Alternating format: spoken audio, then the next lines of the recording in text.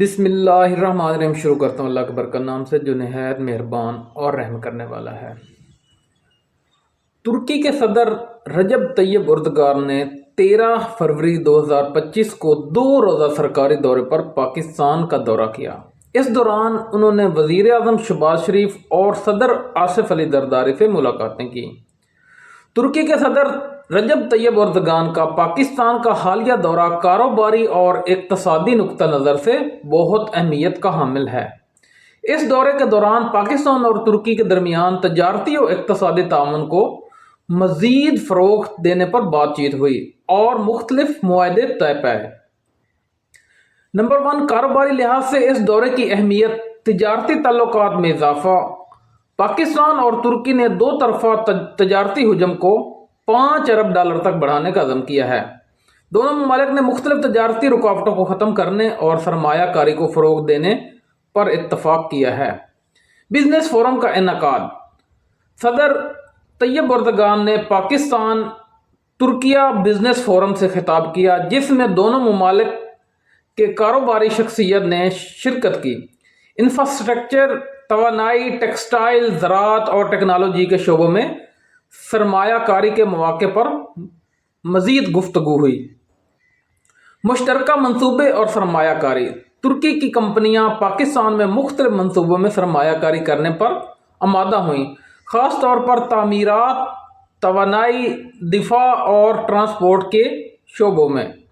البریک اور لیمک ترکی کی company group نے پاکستان میں مزید سرمایہ کاری کرنے کا عندیہ دیا ہے۔ باہمی تجارتی معاہدے: پاکستان اور ترکی نے تجارتی کو مزید فعال کرنے، PTA معاہدے، بزنس کمیونیکیٹرز کو سہولیات فراہم کرنے پر بھی زور دیا ہے۔ ترکیہ پاکستان فری ٹریڈ ایگریمنٹ پر پیش رفت ہوئی، جو دونوں ممالک کے کاروباری حلقوں کے لیے فائدہ مند ثابت ہوگا۔ صحتی اور ہوا بازی کے شعبے میں تعاون: ترکی اور پاکستان کے درمیان فضائی رابطے بڑھانے پر اتفاق ہوا، جس سے سیاحت اور صحت تجارتی وفود کی آمد و رفت میں اضافہ ہوگا۔ ترکی کی ایئر لائنز نے پاکستان کے مزید شہروں کے لیے پروازیں شروع کرنے کی پیشکش کی۔ نتیجہ کیا ہوگا؟ یہ دورہ پاکستان کی معیشت کے لیے مثبت ثابت ہو سکتا ہے، خاص طور پر اگر دونوں ممالک کے درمیان طے شدہ معاملات اور معاہدے عملی شکل اختیار کر لیں۔